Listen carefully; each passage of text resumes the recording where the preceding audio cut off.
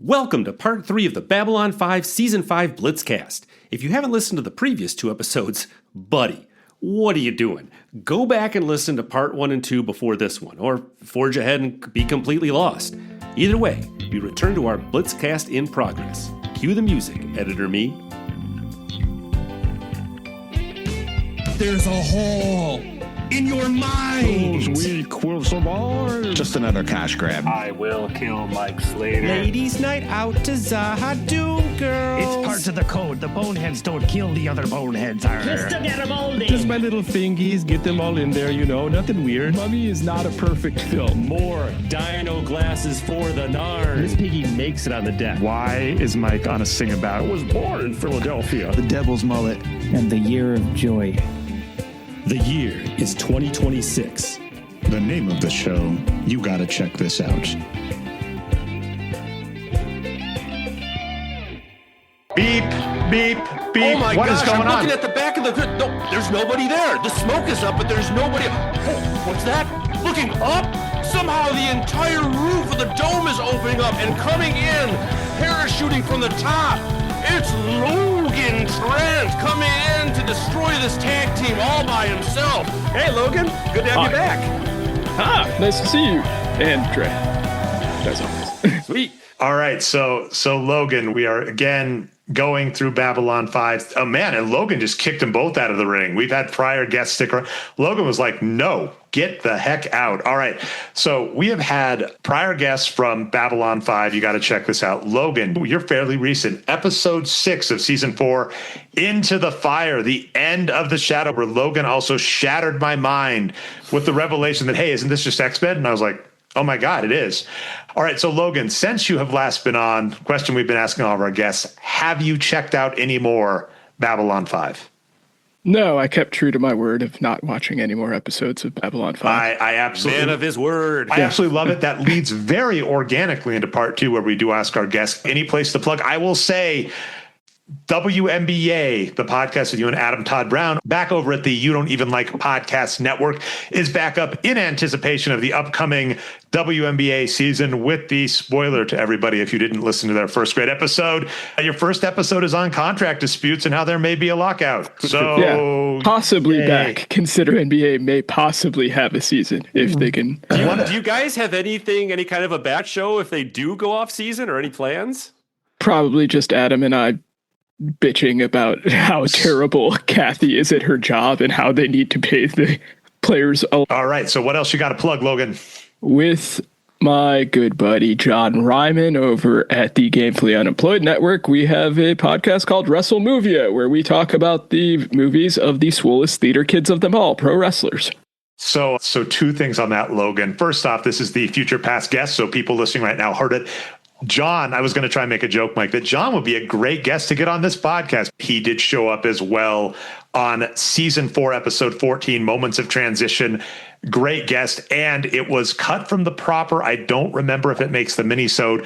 We did ask him to rate you, Eric Barnes, and himself. Again, this is over at Gameplay Unemployed, the Wrestle Movie podcast. It is on the main feed. Any place podcasts are found, look for Gameplay Unemployed. The Wrestle Movie ones are an absolute delight. The one we had been talking when we recorded that show, Logan, was Santa with Muscles. And I had John place you 3 in the NWO, which was a lot of fun. And I think you had all actually done a Photoshop where you actually aligned. So I was like, I didn't feel bad. So spoiler to people who want to check out either Wrestle Movie or that. Anything else to promote?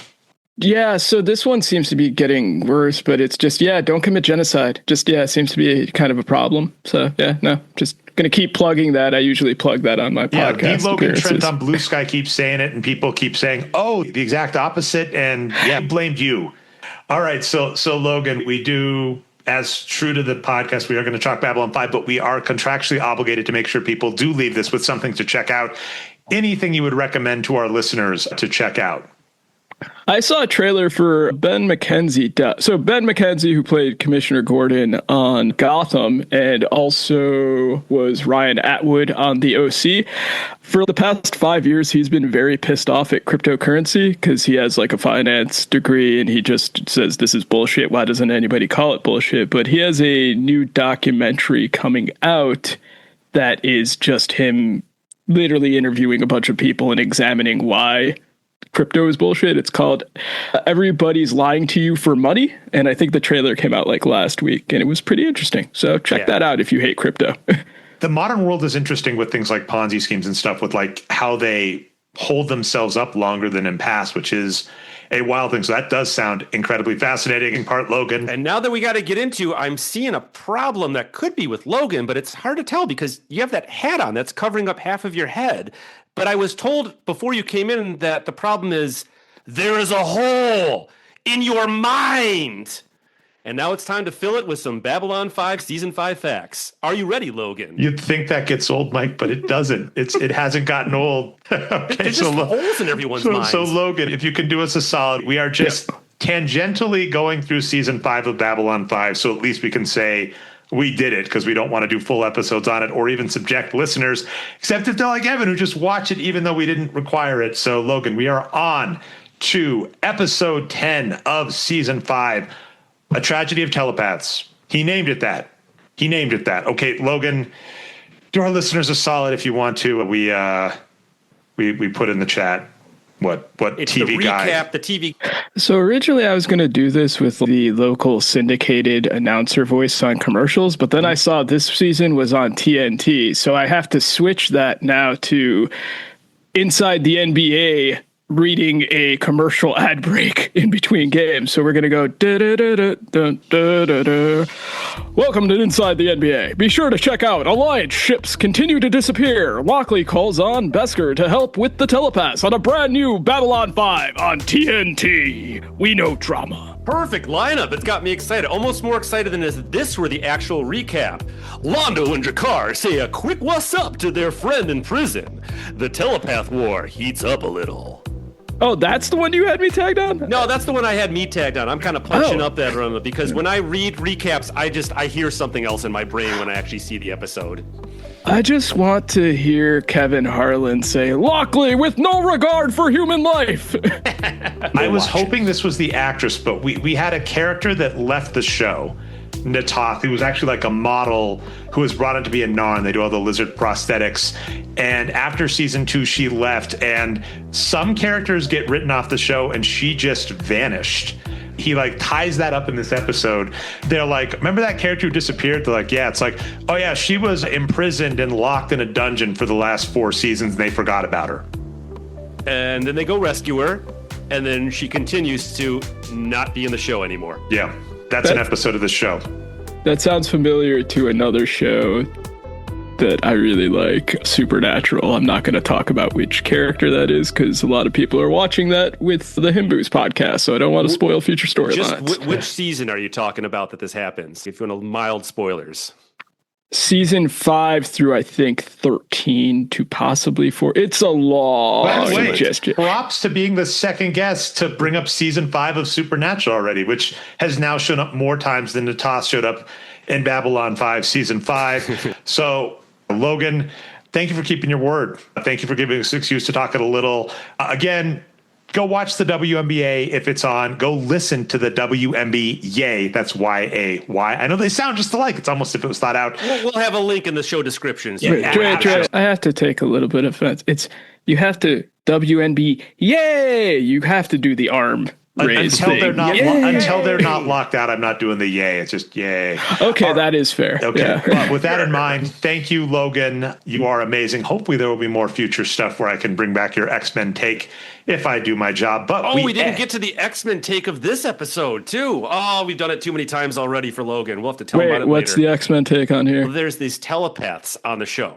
In season 5, one of the main subplots is this group of telepaths, and they're trying to pose them as the refugee class that are downtrodden, just like the whole big mutant metaphor that never works because, you know, they're the downtrodden lower class, but they have the powers to destroy everybody at a moment's notice, which killing the metaphor. And they just dig into that way too much this season. So Logan, we do let every guest end with a prize, kind of. Okay. Which is a quiz. You know, people like quizzes. Quizzes are fun. I also feel I have the prize of not watching more Babylon 5 episodes. That is the ultimate prize. That was actually the original end of Highlander. That was the real prize. Then you don't have to watch Babylon 5 season 5, and I win. All right, now with that in mind, Logan, 2 truths and a lie. I'm going to read you 3 things from Babylon 5 season 5. One of them is untrue, an untruth, a falsitude. A falsity. Thank you. The other 2 are truth. Your goal is to sniff out the lie. If you sniff out the lie, you win the joy of being part of like 3 people who have done it so far. All right. Number 1. During sex with Byron, Lita has a vision of herself attached to an alien fetus. Number 2. Penn and Teller are the most popular comedians in the future. And number 3, Harlan Ellison, a prolific sci-fi writer, has a brief cameo as a Narn bodyguard. I'm going to say the first thing is a lie, because Penn and Teller would absolutely have some dumb cameo on a syndicated sci-fi show. Harlan Ellison would absolutely show up as something like that. And they were not progressive enough sexually in 90s sci-fi on syndication to show fetus stuff. And that's how they get you. Your logic is 100% right. But yes, for whatever reason, going to TNT encouraged them to give in to more sex, and they do have telepath sex. You don't see any body parts, but you do see alien fetuses. True story. And Penn and Teller, you're absolutely right. And mine, the curveball I threw you, Logan, is he does make a cameo, but it's as a psychop doctor, not as a Narn. I'm a jerk. Logan, you are welcome to stick around and make some comments while we give Colin the 3rd degree here. The only thing I'd like to say is I like that we're having good classes representation and underrepresented group in nerd culture. So, yeah. I love that. I was just going to say, so in terms of this season, which again, I am glad to hear you didn't watch. And I promise to you that I will continue to never watch Babylon 5 out of podcast appearances. All right, but anyway, beep. Mike, what is that? Oh, we have somebody else. Oh, it's a modern troubadour, apparently. This guy is coming from the back with a guitar in his hands. He's playing it all the way up. Oh, what's he doing with that guitar? Oh, my God, he's smashing it right across the face of Logan Trent, our previous guest. He's coming in the ring. It is Colin McClintock. Colin, I know that hair is kind of covering things up, but I see something wrong with your head. Looks like there is a hole in your mind. And we're going to fill it with some Babylon 5 Season 5 facts today. How you doing, Colin? Oh, thank goodness. Thank you for having me. I committed the folly 3 years ago of saying aloud in earshot range of you, I think I would like to take a guitar lesson sometime. And you took that as an invitation to come on over and offer your services as they were. And 3 years later, we're still talking strings. So you were stringing them along 6 times? At least 6. And then besides that, I'm a fighting game player. I'm a software engineer. And I did a watcher of both Star Wars and Star Trek. So Babylon 5 is this sort of blind spot for me in terms of science fantasy that I'm eager to learn more about. So, by the way, you answered the first question we've been asking all of our guests, which is, since the last time on the show, how much more Babylon 5 you've watched, that you perfectly answer that. This is your first appearance on the show, and since being on the show, you shockingly did not spin up Babylon 5 in the background. No regrets, and we are telling people not to do that because we are recapping Season 5 of Babylon 5, the first 16 or so episodes, which we just recommend you don't got to watch them, people. Now, other question we've been asking our guests is anything specific about yourself to plug, websites, socials, projects, anything you think our listeners should know about? If I were to shout out a community, it would be the Chicago fighting game scene. Go to Roundhouse. It's a great time. If you like playing fighting games, you should come to your locals. All right. And then very last thing, Colin, anything you think our listeners should check out, because we are contractually obligated to tell people stuff they should check out. And for the now like 10th or 11th time I've said this, do not check out Babylon 5 Season 5. You can move on with your life. There's a universe of things out there other than it to check out. Mm-hmm. I've always been a huge plugger of JoJo's Bizarre Adventure. It's an anime series that I've loved watching over the years. I think it's got a lot of heart. It's great watching someone turn their record collection into an excuse to talk about their record collection and their favorite artists into a animated series about ghosts and very muscular men punching each other over and over again. So it's a fun series if you're looking for something like that. That was part of it. So there's a big music component in the show, or is it inspired by what the author was really listening to? The manga Hirohiko Araki likes to name characters, powers as song references. So you'll have a character named Steely Dan, or you'll have someone with a power that's called Soft and Wet, or someone named Ton Petty. The list goes on. I could talk about it forever. I list this audio medium, and we're not to video yet, but I don't know if Mike sees me, and I'm like looking through. I'm like, did you plan this, Mike? Because there is a hint of what is to come on You Gotta Check This Out, and luckily it is not more Babylon 5. There are made-for-TV movies, but no. That was completely serendipitous what he said there. So for our next season, I will choose in the Blitzcast to believe you. Now, Colin, we do have to drag you down into season 5 of Babylon 5, which we've just been like doing a quick recap of each guest while Dre almost awkwardly stops a good conversation to talk about Babylon 5, season 5. We are on to episode 11. So, Colin, would you do us a favor? This is what, if people remember what TV Guide is, would be in there. If you go onto Tubi, Roku, Amazon, wherever you can find Babylon 5, just like bounces around on streaming. It doesn't stay put. This is what this episode in season 5 is listed to be about. And the episode is Phoenix Rising. Mike, I did not read the episode titles closely the first time, and I just can't. This Phoenix Rising. It's like episode a 11 tragedy of season 5. telepaths, or the paragon of animals. These titles are out there. It shows the writing of somebody who has been doing this for way too long and is now kind of like dipping into the bottom tier levels of, okay, what can I use for a name now? What can I do now? I've been writing this show for 1 week, every week for my life for 5 years. When does it stop? It's kind of like the era that's being given off by these titles. Even the dartboard of other title ideas is already starting to fill up and fall off the wall. Yeah, there's 3 dartboards that have fallen off there that they're the good names on there. All right, so Colin, what were people watching this live in for, according to TV Guide? I'm excited for that. So I've been practicing this. The telepath situation worsens. Bester faces enraged Garibaldi. Ooh, that's pretty good. But when I saw it, the only thing that came in my mind was the telepath war ends because Bester and Byron both suck. So this, I feel kind of mean, Colin. You actually did step on a grenade, landmine, whatever you want to call it. This is one of the few plot points we have to discuss about this season, Mike, and it doesn't really matter, which is in universe, they're telepaths. It seems like it should matter. It really doesn't, which is actually kind of a bummer. The show itself set up a lot of things that took seasons to unfold and were great. He's been hinting at this big telepath war that was coming, and instead it's like a theater production that wraps up in about 6 episodes, and it doesn't even matter. And Bester has been this villain. It was Walter Koenig, who was Chekhov on Star Trek. He's an amazing villain. He's on lists out in the internet as one of the best sci-fi villains. They underuse him, and it doesn't matter. So we're getting ready for this big fight, and the hero blows himself up. The telepath war ends with a whimper, and we get some weird stuff with Lita Alexander, but and we'll be talking that in future segments of this show, right, Mike?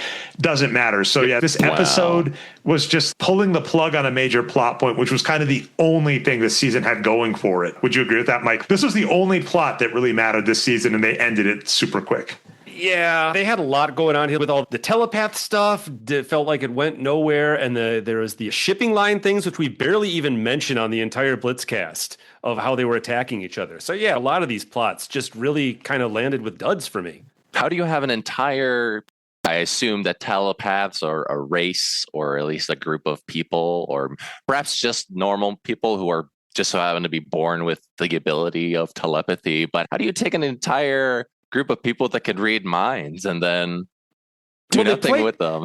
They play fast and loose, and they try to do a lot with it that just doesn't fall. For one thing, just what you have said just now, it's like telepaths are across races. There's a huge plot line across where Narns never had any telepaths, but the Centauris have it. Minbari are pretty big on telepaths. Mm-hmm. But this season, they try to make the main thing the telepath refugees on Babylon 5, and they're all just humans.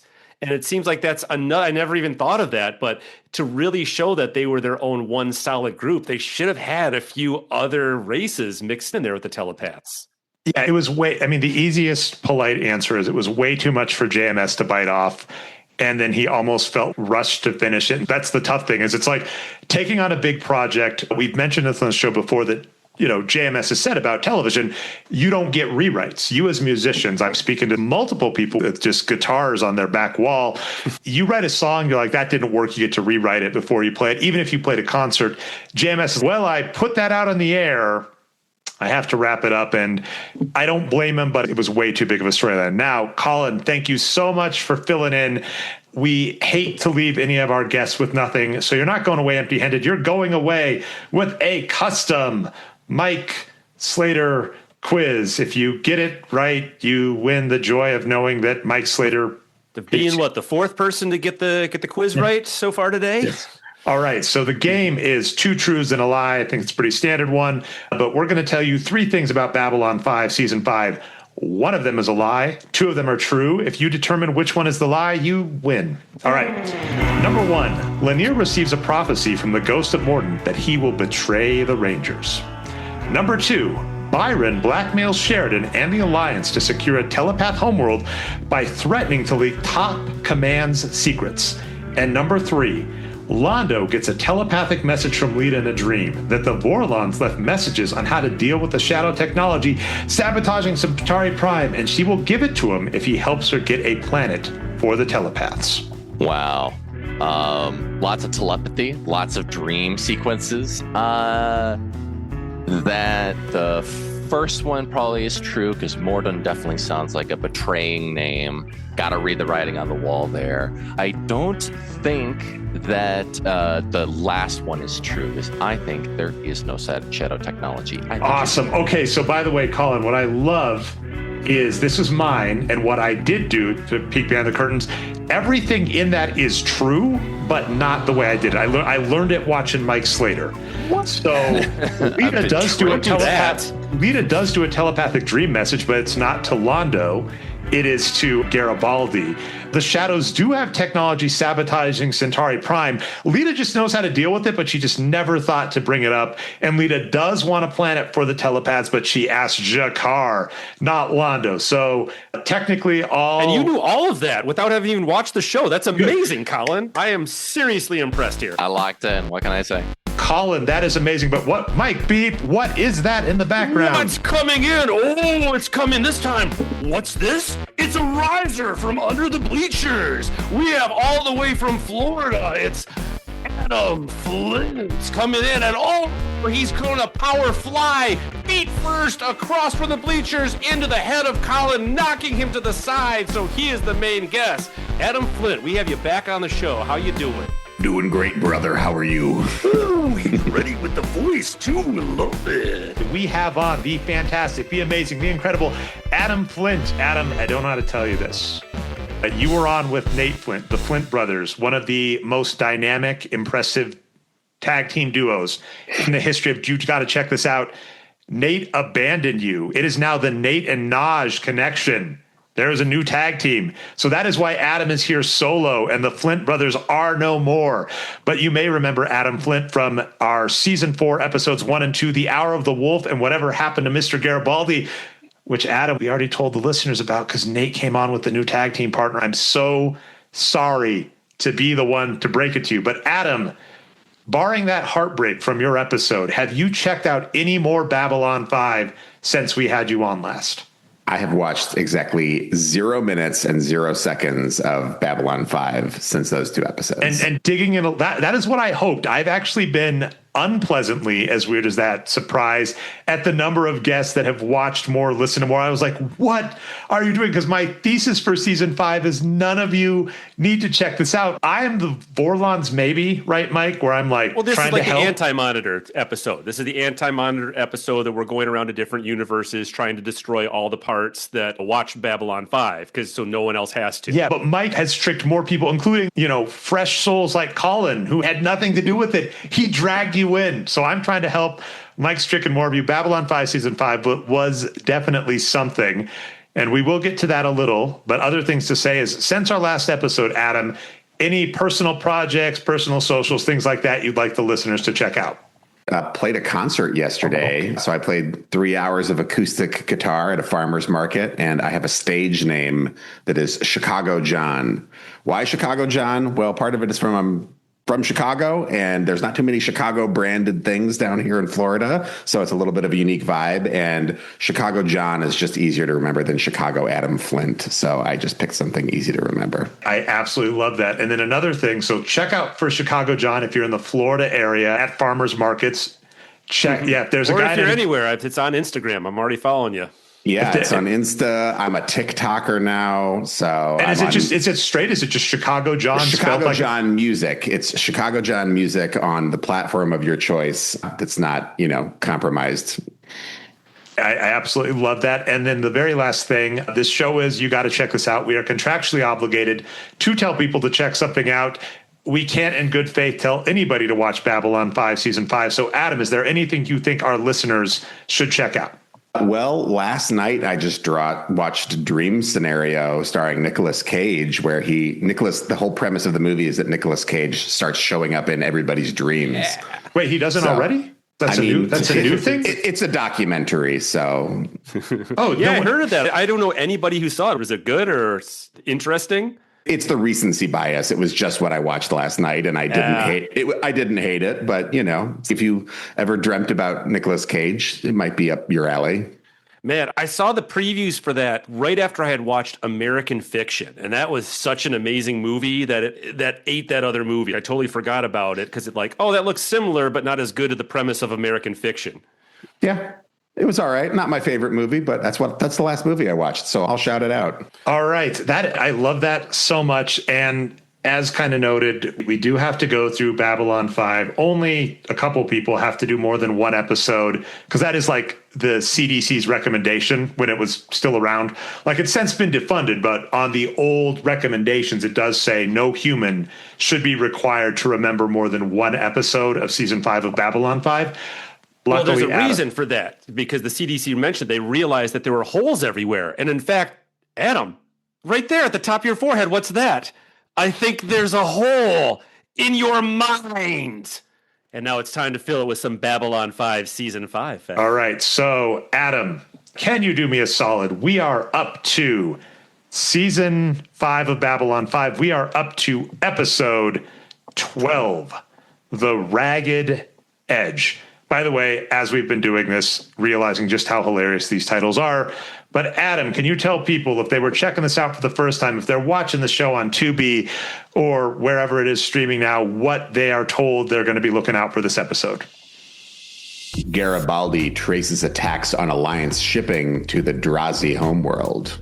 Ooh, nice. More smugglers plot. I kind of wish they had started with smugglers like they did with everything in the first season, and say something like, smugglers are once again the focus of Babylon 5. Garibaldi gets super wasted on the job in this week's Babylon 5. All right, now this was not planned ahead of time, or maybe it was, Mike. Maybe you can take credit and say, Dre, what were you thinking? You did plan it this way. Or whatever. This actually does align with your episode, Adam. So we were introduced to the concept in your episode of Michael Garibaldi, former chief of security who was captured by the Shadows and returned auspiciously, and it turns out that he has a sleeper agent from Telepaths in his mind. That was his eventual conclusion.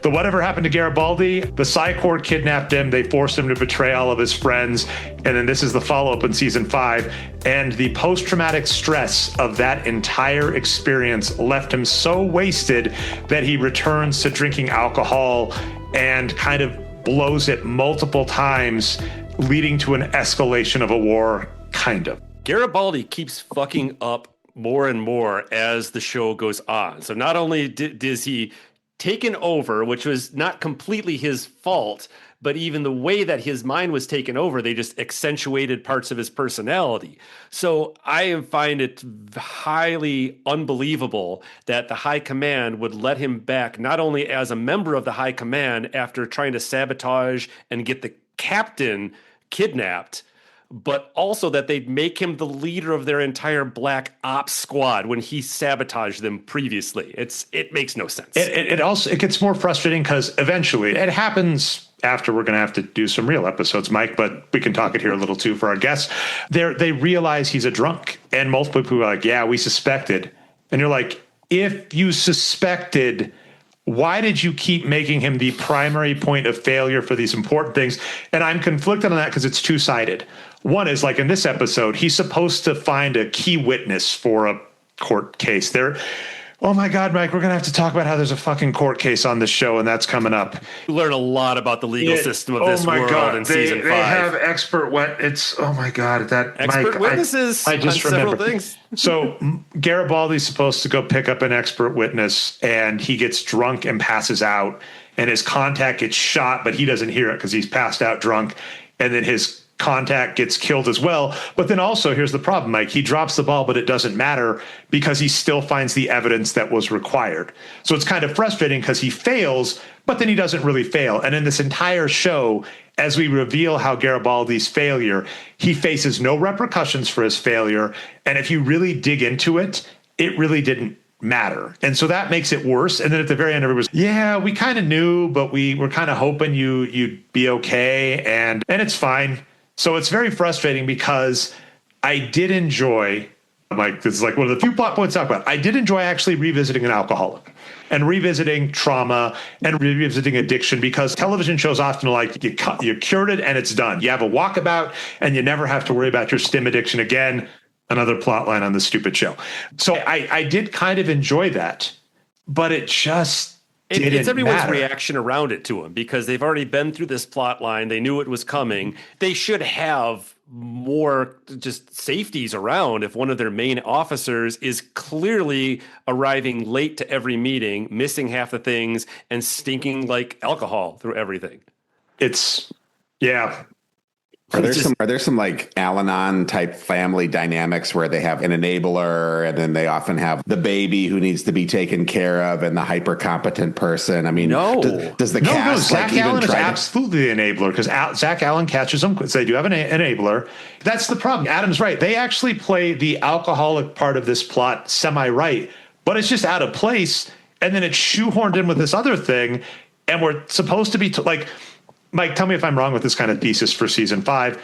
The stakes just don't matter at any point. Well, the reason I was saying I don't think all the enabler and those things are in there is because they're past those for Garibaldi. They had those earlier, not in season 5. With the season 5 return to alcoholism, it's just because, something huge happens to him where he was controlled by a telepath and not in control of his own mind, and he just personally uses that excuse. They don't dive into it too much with his loved ones. Even with Lisa's right there, catching him having alcohol behind her back, they kind of let that go pretty quickly, and it just paper over it, and they turn it into a Three's Company moment where he's going to a restaurant and trying to sneak off to the side, talking to the maitre d' about getting an alcoholic coffee instead of the regular one behind her back.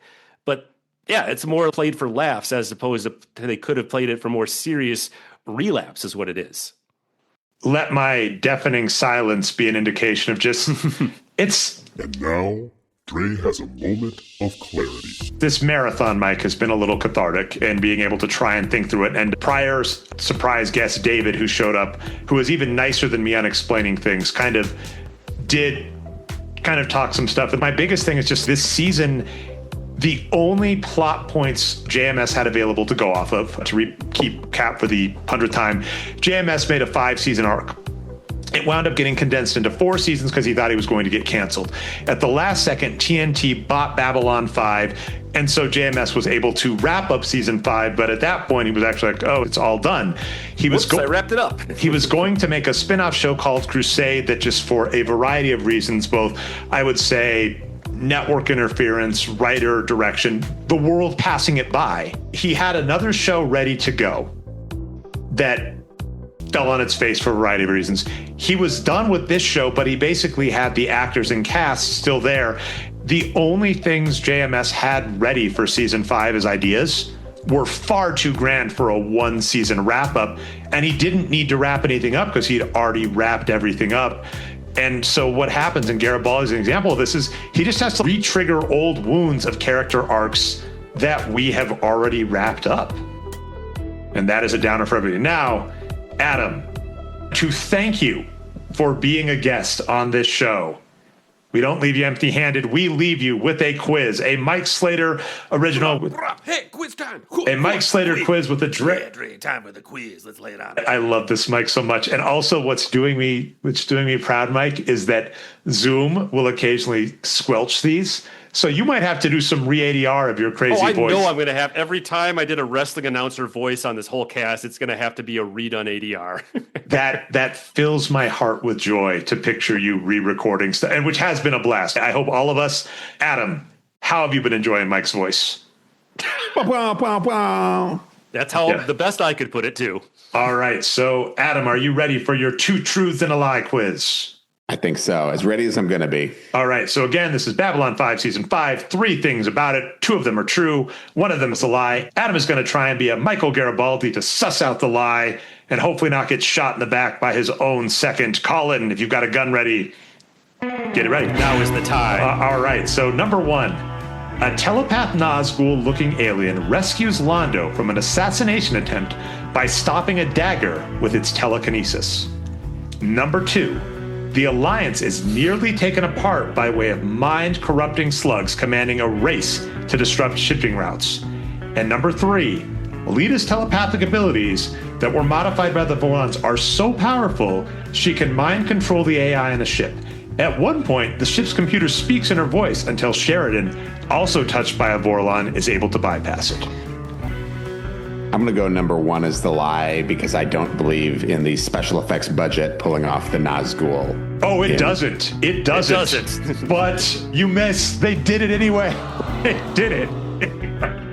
I'm sorry. I put this in our notes, Mike. There's a scene where Londo comes out, and I put like, what in the hell of like the Legend of the Hidden Temple ass special effects is this? Londo comes out, a door slams shut behind him. This alien with glowing red eyes that, again, Legends of the Hidden Temple on Nickelodeon, I think all of us remember it, shows up. A guy throws a knife at him. The knife stops in front and turns around and stabs the guy. And then the door opens up. Jakar comes in and is like, what happened? And Londo's like, I don't know. And they're like, let's go before the cops get here. What? That's a scene in this season. That happened. Stop something with a knife. It was weird. Let's get the hell out of here. It's enough to drive Garibaldi to drink again. Yeah, well, that's the low bar for that, too, it seems. Yeah, during Garibaldi's faux intervention, I think if he'd been like, have you been watching the show?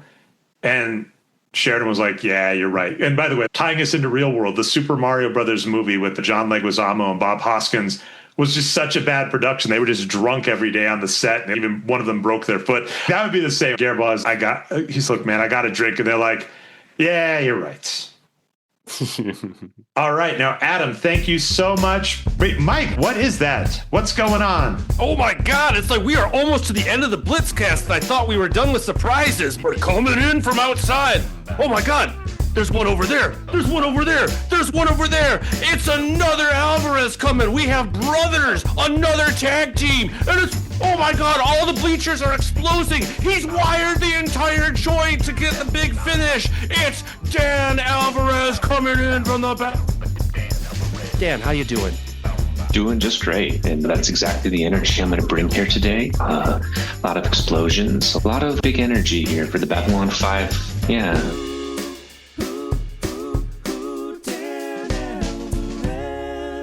Well, Dan, you are one of the most recent guests of the show. You showed up on episodes 20 and 21 of season 4, which is Endgame and Rising Star. So you are actually our most recent Babylon 5 proper. We have one other episode in between that, Mike, but that's for a movie, not show proper kind of. That's off the beaten path. We don't count that. So yeah, you are the most recent. But Daniel, since your episode of Babylon 5, have you watched any more Babylon 5? With the caveat to listeners, that Dan Alvarez, along with, I think, Carl Wolf and David Monkey. Stampor, the monkey. David Stampor, who stamps out all of the monkeys. So David Stampor, who stamps out all the monkeys. You're one of only 3 guests on the show that has actually, watched a majority, if not all, of the show proper. I have watched more. I've watched most of season 5. Like you were saying, you're like, oh, I got the box set to watch more of season 5. And then you found literally any other reason to do anything else. That's kind of. Have you heard about Ghosts? Ghosts is a really good show. We could talk about Ghosts again. But yeah, I just got to a point where I was like watching it and being like, you know what I should watch instead? Anything. And then I did that for a little bit and I was like, no, I need to get back on this and finish up the season. Or it could watch something else. So I think I'm through episode 15. The thing I told Mike about this was kind of funny. When I did finally, get around to doing the bin watch, slight difference between Mike and myself is, I've seen the show itself properly multiple times. I watched season 5 as it came out. I can't remember, Dan, if you were as on board with me, if we were watching week to week. In the episode, you guys said that's the point where you guys both kind of came on together. Yeah, because I think we both hung out after school together and watched TV like we weren't supposed to. And Babylon 5 was on in the afternoon. And then Babylon 5 season 5 was going week to week. So we were watching it. And so, as you know, we've said 100 times that to keep in mind, I'm Dan's older brother, and I'm going to just stick with what I already know about you. Don't have anything personal to plug. We are contractually obligated to ask our guests something that we think the listeners should check out, because we do not think they should check out Babylon 5. Daniel, I stepped on your toes and gave some recommendations, but anything you think our listeners should check out?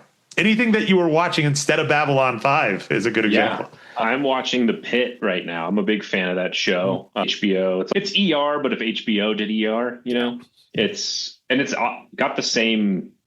I think his name's Noah Wild or something like that. Noah Wiley? Noah Wiley. Donnie Darko's Noah Wiley? Yeah. He's and Pirates of also, Silicon Valley's Noah Wiley? And what is it? The Librarian? Wikipedia Dre there. IMDb says this guy was also in this movie. Yeah. That was, by the way, Daniel and I know this about us. We're both huge Community buffs. That's one of the funniest jokes in the world, where Luis Guzman's supposed to be on. And he goes, I loved you. And he's snapping his finger and he points at the person. And she turns her phone and she goes, IMDb. Yep. Watch Community instead of Babylon 5 season 5. That's also always a good recommendation. But yeah, that's a great show. And I think the realism of it, as well as, my wife's a social worker. So this is one of the only hospital dramas that actually has a social worker show up in it, which is, it's an interesting thing to see that a lot of hospital dramas, they do that. They're not like, nah, we don't need it. In a good way. Because again, Mike, you're not shocked by this. I'm going to come back to Scrubs, but Scrubs proper, there is a brief social worker plot line. And then of course, the social worker is stealing drugs. And you're like, thank you. Probably. Scrubs. But at least, Scrubs is the other show that comes up, I hear from medical professionals that got a lot of stuff right about the medical profession. Yeah. That makes sense. But yeah, so, Babylon 5 and then The Pit. So just back and forth between those two things is always a good way to palate cleanse whatever you're watching or doing. All right. Now, here's what I figure we're going to do. We spaced this out to follow CDC's guidelines, where each guest only had to do about one episode of Babylon 5, season 5 in the recap. Spoiler alert, we're not done. We are going to wrap up the show, and there are a couple more you got to check us out episodes. I would say more so, Mike, you're thinking, and I agree with this, is like there are plot lines that are worth wrapping up. So we're still not recommending people check out the episodes, but it's worth revisiting those. But that is going to start at episode 17, Movements of Fire and Shadow. But as people who may be counting knows, that leads us up to 16. We've gotten through 12. That leaves us with 4. I figure what probably makes the most sense, because, Dan, you are the last guest. Thank you for that. Let's just run through those really quick. So we will keep putting them in chat. The first one is there. The first one is called The Chorus Mother, The Chorus Father. What I will say is we're not even going to talk this too much, because we may revisit this. This is one of the few bright spots. Bright spots is a weird way to put it. I think this is the most interesting spot of all. Would you recommend for many reasons? I'm conflicted on this.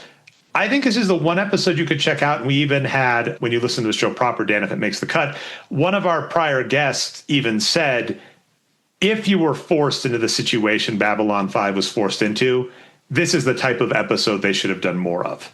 Yeah. Oh, yeah. So let's start. So, Mike, would you say people should check this episode out? Episode 13, The Chorus Mother, The Chorus Father. As opposed to other ones, yes. I'd say if you just do one episode of season 5, this is the one to check out. So, Dan, could you read for us the TV guide episode synopsis of the episode? Certainly, I can. Psychor's secret come out during a Bester's pursuit of the telepathic killer. I actually really liked this episode because, one, like you're saying, it's what else is going on in the universe. You know, it's like we're always on Babylon 5, and they even have a meta comment. I think Bester at one time is like, "Not everything's about Babylon 5," and they're like, "It has to be funny." It was like, "Ding, you got to go to Babylon 5." Yeah, it's and like, then they're like, "Yeah, we're going back to Babylon 5." I also thought it was very interesting. You get to see a little bit more of the workings of the Psychor, and it humanizes them, but then at the end really pushes them back to what we have about them, like the whole, you know, they have to bring a mundane and a telepath back with them back to the core, and then they're like, "Oh, it's time for us to deal with the mundane," and like the new recruit ladies, "Let me do it." It's, "Oh, okay," and you don't know what they're gonna do. They're like, "Oh, they just frickin' space them." Yeah, it's set up like almost like a hazing ritual she has to go through. Okay, now your final test, you have to kill a mundane. We always set up a situation where you have to be that. So it's Naj keeps talking about any villain, you should be able to sympathize with them and see where they're coming from. And they do a good job kind of through most of that, and then at the end they just throw it out the window. I kind of disagree, and this is a nice off-ramp to talk more Marvel, which has shown up a few times, which is this weird concept in these universes of super beings, of superheroes, of the difference between them. And a dropped ball, I thought, in the Loki show, difference between normals and this is, if you look at Loki, you're like, oh my God, this is a genocidal maniac who has killed people. But a cleaner way to look at it is he is a god. He doesn't view any of us as we're ants. And that Babylon 5 has even said that, right? Why would the first ones, why would the Vorlons care about humans? Vorlons to humans are the same as humans to ants. Humans are you like, oh my God, I committed genocide when I put that, smoke bomb because they were eating my bread or whatever, right? So I like that dynamic. And in Babylon 5 proper, we have been introduced to the idea that there has been an evolution in humanity to telepaths in this universe, to mutants in, X-Men lore. And there is a vast difference between how they are. In the space of Babylon 5, in the space of telepaths versus humans, it's, monkeys that can do sign language, right? That kind of thing. So I actually didn't hate that end at the end of it, where the telepaths are basically revealing humans have all the infrastructure, and there are so many of them that are aware of us that we can't just do anything, but we are not the same. I actually didn't hate that end. I thought that was fine. The telepath versus normal part that should have been a huge plot in this season, and a huge JMS unwrapped a giant box of telepathic ideas in the sci-fi oeuvre, just died with a dud. But this idea of what does it mean? Well, just like this whole season too, with like all the telepath related plot lines, they're like, we want a whole world. And it's, you guys honest, like the whole, we have to be holier than thou and we have to do it peacefully. And even though they're like, we're going to blackmail you to give us this planet, it was like, you guys could have just incepted them. You could have been like, this is actually Sheridan's idea. Yeah. They would have been like, what we should do is do this. And even Lita's whole point where she's, I helped out during the Shadow War and got nothing for it. I helped out during the Earth Civil War and essentially lost all my money and had to downsize my life, and then got to a point where I needed to rejoin the Psychor, which sucks. And they're like, oh, I'm sorry, we need your help again to do something else. And it's like, they make the good point of the telepaths are essentially a tool for the mundanes. But when you look at this episode, which I kind of thought was like the Law and Order episode of the Psychor, just we're chasing this guy, like dun dun. And then, but it was such an interesting episode to, one, see them operate, and also see that, like I said, they humanized Bester a little bit, where he genuinely cares. And even at the end of the whole Byron plotline, he was like, I don't understand why these people would be willing to blow themselves up as opposed to come back to the core with me, because I just thought I needed to tell them we're telepaths and blah, blah, blah. And so there's obviously, they're always veiled in this shadow of evil. But like, when you see behind the curtain, you realize that shadow of evil is more, they understand they're better than mundanes, and they understand that we're the next step in evolution, essentially. Yeah. It's Magneto with the X-Men. It's, which who actually in one of them is like, you're a god, don't worry yourself about ants, or something like that. It says that to Pyro, I think, in one of the movies. Of their ability to be looking at it and being like, we have to go do this stuff, and we have to take care of our own things, and we keep everything hidden, because mundanes, if they found out what we're really doing and how strong we really were, like they they still have enough infrastructure and power to just like because like telepaths I think are like less than 1% naturally occurring, and we've discovered and shown this is cool stuff in Shore Lower. They're forcefully breeding. So Bester, part of his arc is he couldn't marry for love because he's one of the most powerful telepaths in the galaxy. So he can't have love because they need to make more telepaths. And each telepath that dies is a huge loss. And this big war just came on where they asked for a bunch of telepaths.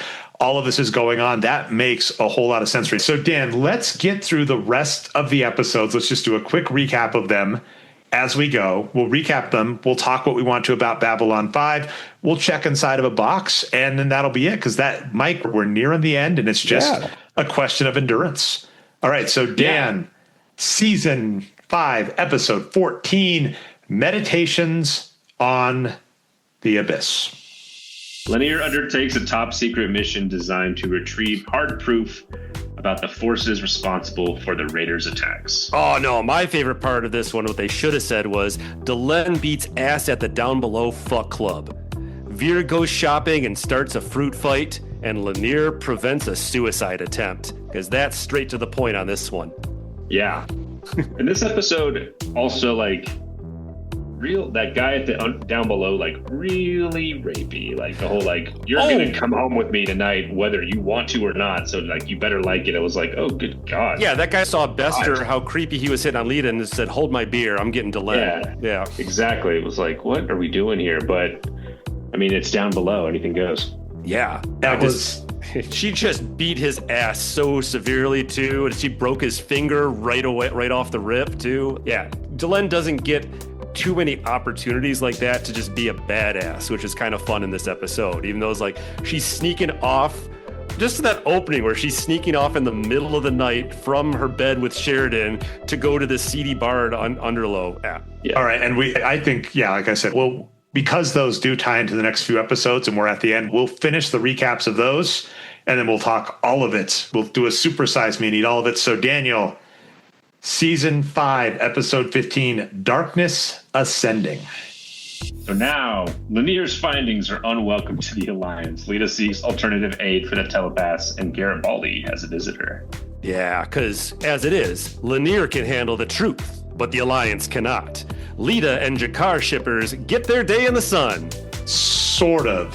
I'm bummed out. It's as close as we're going to get, and I'll take it if I'm a shipper for Lita and Jakar. Yes, this is the last one we have to talk about today, Mike and Daniel. Season 5, Episode 16, And All My Dreams Torn Asunder. Daniel, and I put it in the chat. Yeah, Sheridan's plan to prevent a war hinges on Garibaldi acting as an information nexus for the White Stars. Jakar goes with Londo to Centauri Prime. Sheridan yells at everyone. Everyone decides they can actually handle the truth.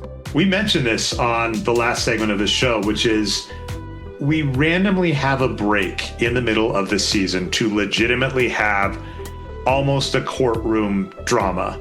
I can already hear the Previously On or Dre Explains, Mike, music queuing up. Previously on Babylon 5. Oh, man. It's like I'm at the show, Mike. This is so cool. Diegetic from my mouth. It's seeing, you got to check this out and seeing how it needs to get made. Okay. But a weird plot line we've had this entire season is that a mysterious force is going around the galaxy wreaking havoc. In Season 1, we kind of have these nebulous just raiders, smugglers, whatever, that were the go-to before we got onto gods. This season, we find out, dun, dun, dun, it's secretly the Centauri, but also double, dun, dun, dun, it is the acting emperor, Regent of Centauri, being controlled using drones to control half of the Centauri fleet to go and kill everyone. And I'm fine spoiling it all, Mike, even though there are future episodes. There is a sub-race of the Shadows, the Drakh, who want revenge on Centauri for betraying the Shadows. Their entire plan is just to fuck up Centauri and fuck up the, people that fought against the Shadows, so the new Alliance. It's not a surprise. 3 and 4, too. But their entire goal, right, the whole purpose is their entire goal is just this thing that you built is why the Shadows left, so fuck you. Because we don't understand the motivation. We don't understand the reason. It just seems like chaos, and the last villain that left is like, our entire goal is chaos. And none of this, by the way, just so we're clear, none of this is things we as the audience don't know. We are seeing behind the scenes. So we've known about the Drock, and in many ways that makes it worse because Dr. Franklin in season 4 met this guy and they came for me at night and they put this thing on me and it controls me and I can't stop it. And even if you kill it, it comes back. And Dr. Franklin's neat. And what makes it worse is this season, Dr. Franklin is put in charge, the xenobiologist in charge of all of the races. Because I got to learn about all the races for important stuff. And did you think any of the important shadow shit you learned about might matter to any of us? Yeah, this is a guy who's obsessed with just idiosyncratic things about all the alien races and wants to know all of it and has a photogenic mind for like all of that. So why can't he remember about the main thing of this episode? Yeah. And the reason this has been failing that we recap to is that Michael Garibaldi goes back to being a drunk, but Mike standing off on behalf of maligned Mikes in pop culture is like, why did they put Garibaldi in charge of all of this, seeing as he had his mind tampered with? And something I've heard you say a few times, Mike, that I need to actually realize that it resonates is you're going, when Bester revealed to Garibaldi that he mind messed him up, he was like, we didn't have to brainwash you. Mm-hmm. We literally just turned up the dials on your natural self. Yeah. So even though he took out the blocks, and spoiler alert, we find out not all of the blocks, Garibaldi's still messed up. So why are you leaving Garibaldi in charge of anything? Yeah, he's the most clearly disturbed and messed up person on the crew after that. Well, there's also so much with Garibaldi, too. This season, yes, based on if it didn't wrap up last season, like if season 4 was supposed to play out the way it was supposed to play out, it would make sense that he would become the head of covert intelligence or whatever. But his storyline is, he finally got back with the love of his life, who is unbelievably wealthy on Mars. Mm-hmm. He doesn't need to come back and do anything. He's been a guy, he's like a multiple war hero at this point. Like, whose recurring thing is that he puts duty above his own happiness at his own detriment. Like that's been his running through line. And if we'd gotten the proper season finale, like the shadow is, he finally has a life and kid with Lise on Mars. So yeah, it's what they're leading up to. Yeah. And then they're also like, okay, well, let's bring him back because he's one of the main characters, obviously. But but he has his retirement. He is wrapped, and you could have had what's his name, Allen or whatever, the second in command guy, Zach Allen, be like, he could have just had a bigger part, or you could have even have done something with Jakar or any of Lanier kind of people being like, we need you to be the head of the covert stuff because you're a ranger now. But having Garibaldi come back, it just doesn't make any sense. And even the whole Day of the Dead episode where like, oh, remember that girl you had a one-night stand with? We're going to bring her back. And he's to the point of his character of not cheating on his wife with her that entire night, unless it's supposed to be like that he did. And it looked like he did something with her. Am I wrong? Did I misread that? I kind of felt like it was like, because at one point she was like, you have a redhead who is only here for one night and will disappear in the morning. And she's like half naked. This is most guys' fantasies. And he's, well, I'm going to go to work and do other stuff. And it's okay.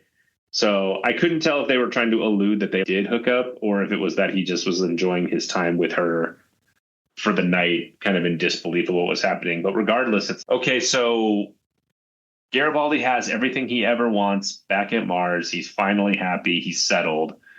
Let's bring him back into the fold. And even when Lise shows up, she's, remember how you said you were going to be here for a few weeks and it's been 6 months? And he's, oh, yeah. And she's, and you don't return any of my calls. And well, it's like all these things. And you're like, okay, so what is going on? This guy's wrapped. Put him, like the show, this happened in season 4 where the author kind of had to come in and push stuff. And that feels like it happens a couple times where JMS is like, hey, sorry, we got to get going. And so like even the universe of this show is popping into Garibaldi to be like, what are you doing here? Why are you here? Yeah, it doesn't make any sense. And you're like, oh, okay, so you're an agent of your own destruction here. But no, the most clear example, I think, of everybody that's a wrap. Season 4 is a wrap on Garibaldi's. We can just send him out to pasture and leave him there. And they just couldn't leave it alone and just messed with the balance of everything in season 5. Oh, yeah. And then keeping back, right, like when I'm talking the weird Centauri plot, right, that's been the other weird part is that Garibaldi repeatedly is like, Cole, you are the one person, you are the linchpin to this idea. And it's funny because like the Rangers have a hierarchy. It shouldn't just be Garibaldi. Even if it was just Garibaldi, it should be a team, not just him. And at one point, when Garibaldi does fail, Lita and Franklin go along to check things out. Like I said, Franklin knew about this, and then Lita, they randomly find out that that shadow drones have been controlling Centauri ships. And Lita's, oh yeah, the Vorlons left information in my brain about this. I've heard about these. And you're just like, did you? Now, by the way, I'll give Lita some credit, where Lita's, why should I talk to you? You all hate me. But it's like, we have major characters that are involved with things being like, and I didn't think to tell you. So it's this big shadow conspiracy where the Centauri are being messed with, and the goal is just chaos. There is not a goal for anything. It's to mess up the Alliance. It's to mess up the Centauri. Garibaldi's dropping the ball. And my big plot point that I've already said once to you, Mike, right, is like, it just didn't matter. Even Garibaldi, like, a point he has is like, he's supposed to help stop things from escalating. But the Drazi and the Narn just decide to attack Centauri Prime, and the Regent being controlled. The Regent is being controlled by the Drakh, and these were a few of the good scenes in the season to me, Mike. I don't know if you'd agree, where the one nice person on Centauri Prime is being forced to do horrible things, and that is tragic. Yeah, no, I think out of context, I liked enjoying it as its own thing, with the episode where Londo actually confronts and has the whole final where he gets his keeper and they confront the Drakks. But in the back of my mind, it was saying like, yeah, this is already kind of exactly what's supposed to happen. And I felt like internally, like, this too has already been resolved in season 4 and we didn't even need to do it. So it's like, I kind of have to turn my brain off for a lot of season 5, forgetting everything I had seen before to enjoy what they're trying to do with this season. Yeah. Yeah, because we have the one pure of heart Centauri being like, I had to turn off the defenses. The Drazi and Narn come and bomb Centauri Prime. We also discovered that the Drakh have rigged the entire planets with bombs, so they're holding Londo hostage to do stuff. And we get to this point for me where I'm going a few things. One, we don't need a keeper. We don't need blackmail. We don't need advanced shadow technology. Any one of those three is terrifying enough. When you put them all together, it's just, okay, why do you need all, hat in a hat? Why does Londo need to be getting secretly controlled by a keeper if this race has infected his planet and it has it booby-trapped? Why do we need his planet booby-trapped if this alien race has shadow technology that they're used to fight? One of those three. The idea is that at this point, Londo is the emperor, and I think it's that he can placate and make people think that, no, this is normal. Imagine if there was a leader in the U.S. with doing all kinds of crazy shit going on, but telling everybody constantly, like, nope, this is normal, this is all part of the plan. I think it kind of might help a little bit. So I can see that for why they have Londo in that moment. But I mean, it's even noted that the keeper doesn't control you and keeping you from talking. It's like having, an ankle monitor. Yeah. No, but it can. I think because they even talk about it with the Regent, that there are times when he's, I want to say something, and then he just like stops. And then only like when he gets drunk was he able to communicate. Same thing with Londo. But that's what I'm saying is that it's not like mind controlling him into saying stuff. It's like something monitoring him. And they already have that with, the things that are going to go off. They already have a gun against his head. So if something was forcing him to talk unlike himself, that would make sense, as opposed to just a monitor on him that keeps him from talking. That's a weird distinction I'm kind of making. You can see, I see it as very similar to how the Psi Corps dialed up Garibaldi's personality. The Drakh, they are not complete control of him, but it seems like Londo is doing things that Londo would do if he went into his dark side more. Every time you see future Londo being a prick to everybody else, it's not just that the Drakh are controlling him, I think they're taking parts of his personality and using that to communicate and take over him a little bit. Yeah, and full explanation, I think we've said this a few times before. The Drakh have this weird creature that they can pull off of themselves and put it on you, and it's like a weird eyeball mind control thing. And so you have a Drakh alien that is basically mentally controlling this thing on you, and then it's controlling your actions. And we've seen this. Like the Futurama. What's the one? The green things. The brain slug? Yeah, the brain slugs in Futurama. But the brain slug is being controlled by a Drakh, and then the full rule, and I just know this because I've looked up like expanded universe. If the Drakh controlling the brain slug dies, the brain slug dies, but you cannot kill the brain slug without either killing the host or it just coming back.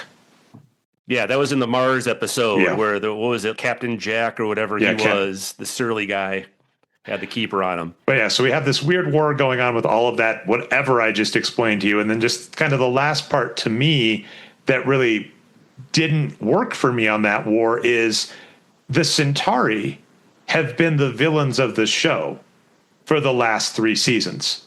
Londo has been a villain.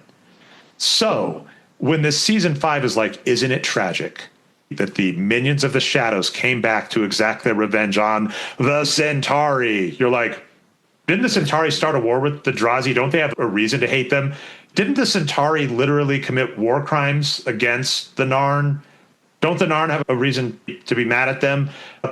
Isn't Londo's entire arc supposed to be that he's a villain that has to make amends? And it seems like he ended the war and has got off scot-free. So that was a problem to me, is like it's watching this and there's a bunch of people like beating up the bully, and you're like, we hate that bully. It's like, and so even so, isn't the reason that the Drakh come to their planet is because of Londo's big turn that he has in season 4 again when he's with Morden and blows up all the shadow ships. Yeah. So that's what gives the Drakh the reason to come and take their revenge and take over the planet. They've already had a foothold there. They fucked him over once before. Let's get them. So I don't think. But not only does everybody hate the Centauri, you're like, oh yeah, you're all right. So when the Drakh, Drazi, and Narn are kicking the Centauri, you're like, yeah. Yep. Like I see it's like yeah. Checks out. Yeah. It's like you murdered Morden. It's like you murdered Morden. You fucked over Jakar. There's an entire episode where Londo has to have a dream, realizing how bad he's been. He wakes up and says, "I'm sorry, Jakar."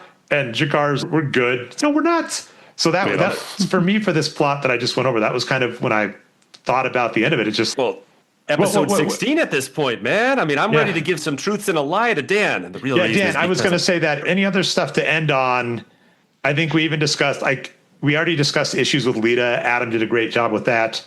I got to get my big soapbox out on why the Centauri Prime fall doesn't work for me. Dan, any comments from you?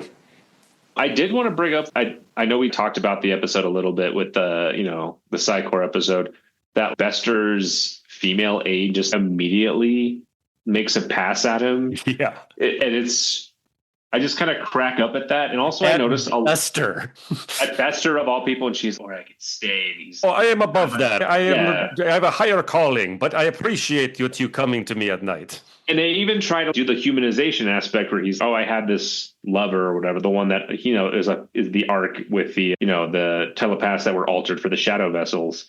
But he's, she's not here. And so you can tell he's mulling it. To someone else, my wife is off planet. Also, my lover is not here. And you're like, oh, he's not talking about his wife. But her being like, I could say, I was like, is Bester just everyone in Psychor's man? That's the telepath. Apparently, it does play to me. I can Idris Elba type, isn't he? Yeah. The John Ryman episode, Mike, with Bester, I was like, what a creep. But this episode, I'm like, I see it. I see you, Bester. I buy it. All right. I dig it. And so, Dana, with watching this show, you actually have a leg up, but we'll see. So we're going to end with 2 truths and a lie, wind down whatever else on the show. And thank you so much for supersizing it. You have gone over the CDC recommended amount of Babylon 5 Season 5. Mike, it's too late for me and Mike. This is a Chernobyl situation. We're not coming back. But Daniel, do your best to detox as fast as you can, because, you're my brother and I love you and I hope you live. All right.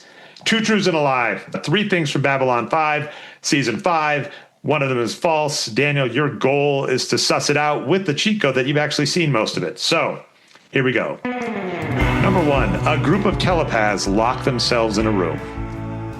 Number 2, Bester is completely finished messing with Garibaldi's mind.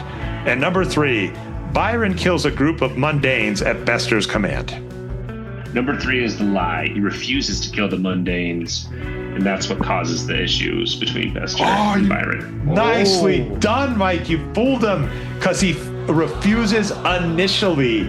And then he does do it, and that is his miss. Right. Yep. And Bester is not finishing with Garibaldi's mind because he shows up and says, I Asimoved you, you can't harm me. but it's also... Yeah, I thought you would get that one because you alluded to that earlier when we were talking to you today. But Bester isn't done messing with him. By the fact that he brings that up to Garibaldi, that was the thing. Messing with him? But you said that would be the lie.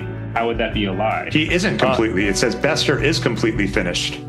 Oh, I thought you said isn't. No, I said is, but I'll make you a deal, Dan. And I, Scout's honor, won't cheat. Sure. I will listen to the edit. And if I was wrong, I will leave this segment on to say I misread the question and Daniel was correct-ish. And actually, like I said, I will give you that. On the off chance that you did say it correctly, I'm also going to go ahead and debate that I was right in the sense that he is done because he already did that in the past. And so it's not something new he's doing. He already left that in there. So he's not messing with him anymore. I love it. You were speaking to... No matter what, I think I got them all right.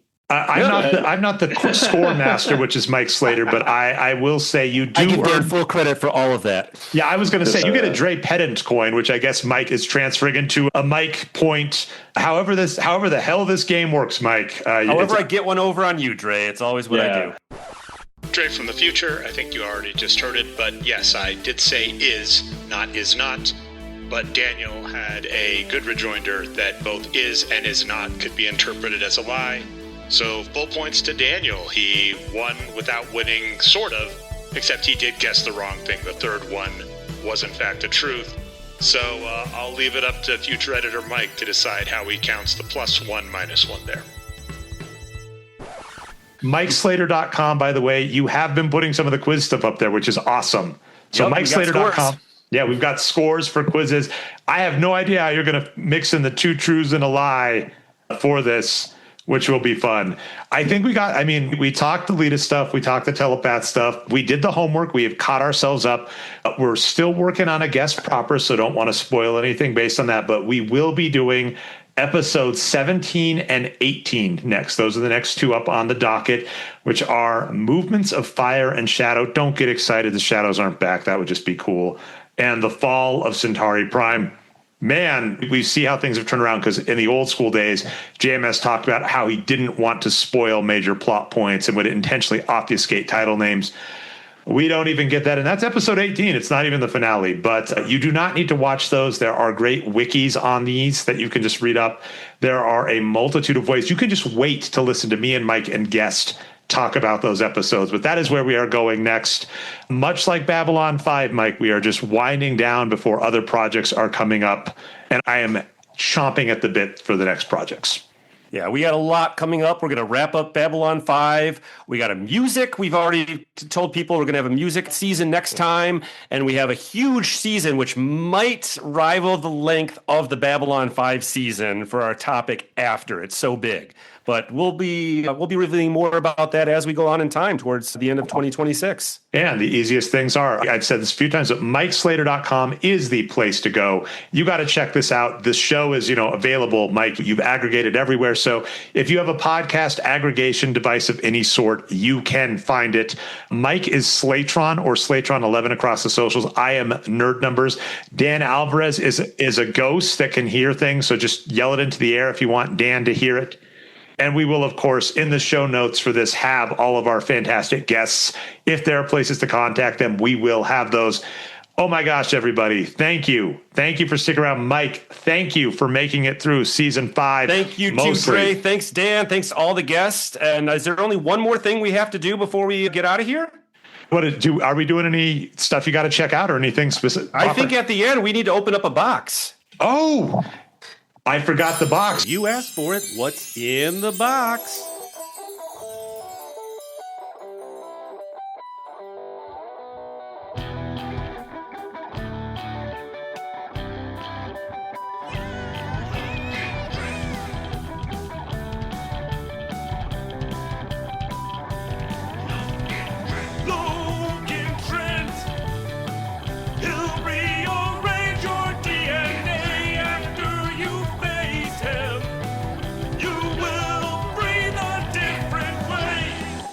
Yeah, and as you heard, the only thing we had in the box was an alternate version of Logan's theme song, with vocals.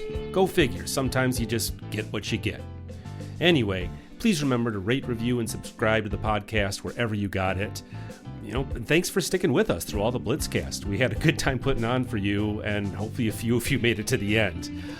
Next week we'll be back to our usual stuff. I have a mini-sode all set with outtakes from the last 3 episodes, and after that we'll be back to our usual stuff. So join us then for Season 5, Episode 18 of Babylon 5, The Fall of Centauri Prime, with our special guest, Bill Johnston. Cheers, all.